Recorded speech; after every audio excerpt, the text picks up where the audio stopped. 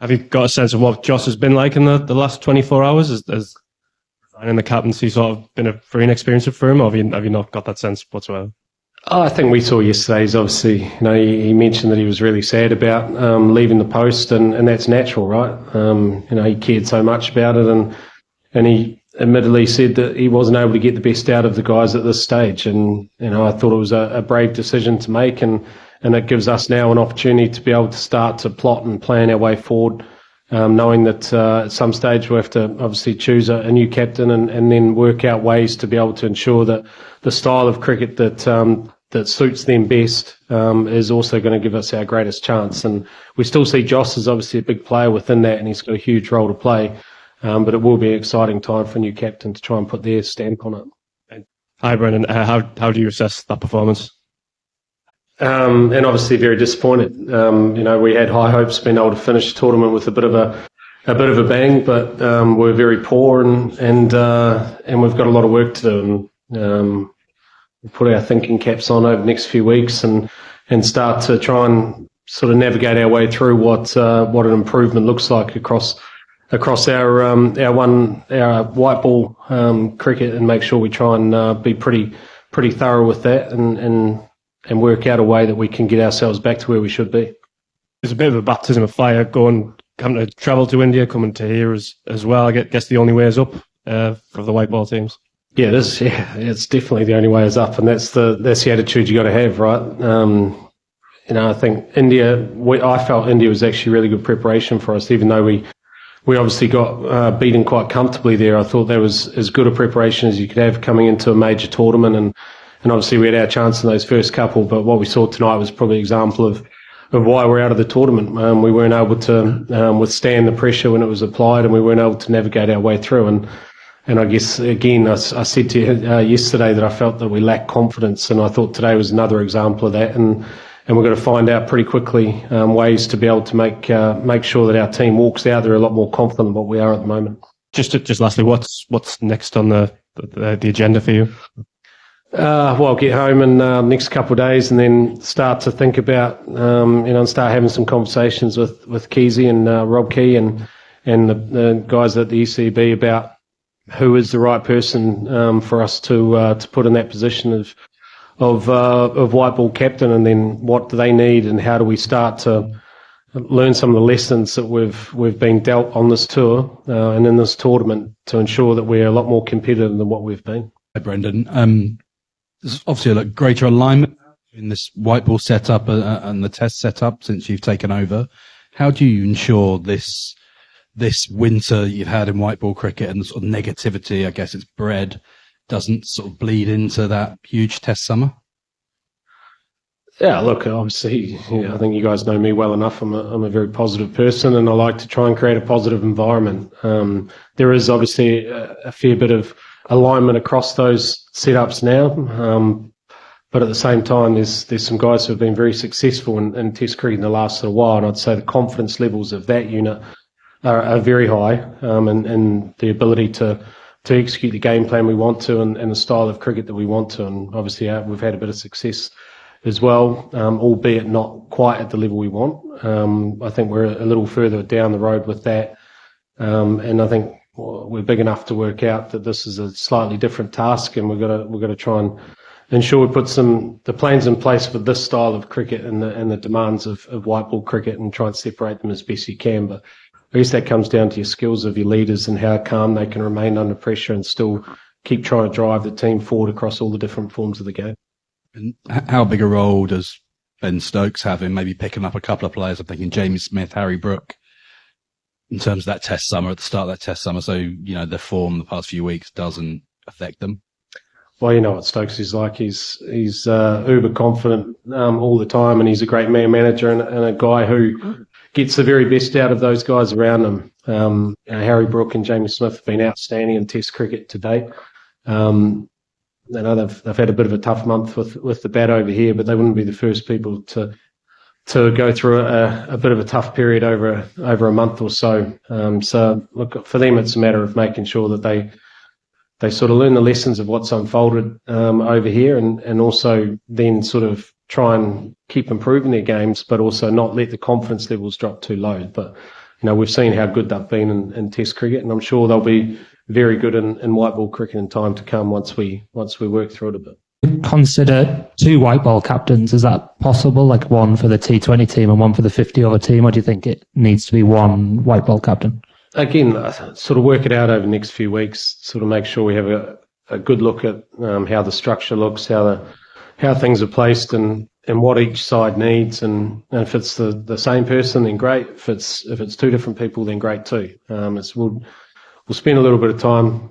Give me a couple of weeks to sort of work it out, and then hopefully we'll have something for you, and then we'll try and get this thing back on track. And one of your first sort of things you did when you took over the job was to bring a lot of the Test players in this team. If you go with Ben Duckett and Jamie Smith as 2 examples, do you see that is the right way forward? Look, I think, to me, the best cricketers are your best cricketers, and they're adaptable across formats. Obviously, there's some guys who do fit into different forms of the game a little easier, I guess.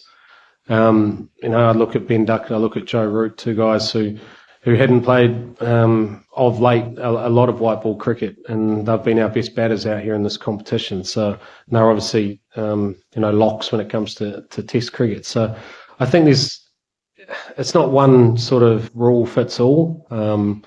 We obviously our game plan here was to try and bring fast bowling over here, and to try and stock our batting and give ourselves, I guess, that sort of conviction and that method. And we may not have got it totally right, and that's, you've got to have conviction in something. And we went for that option at this time, and on another tournament, we get across the line those first 2 games, and we sort of, we go, well, that strategy worked. But on this occasion, we weren't quite able to do what we wanted to.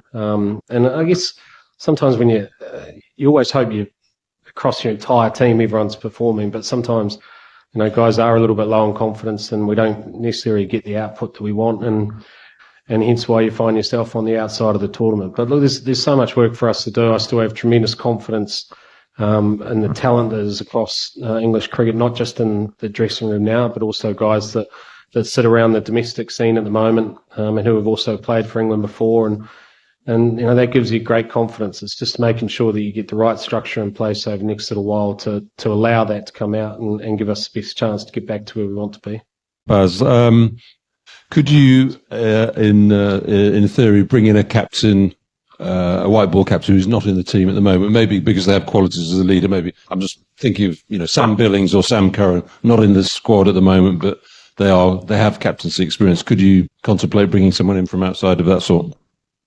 Oh, again, Simon, give us a couple of weeks to work it all out, and sort of digest what's happened over the last month and a half, and then start to plot and plan our way forward from there. Could you give us an appraisal of Jofra Archer's winter overall, and on top of that, what the possible chances are of pulling the trigger on a Test return this summer?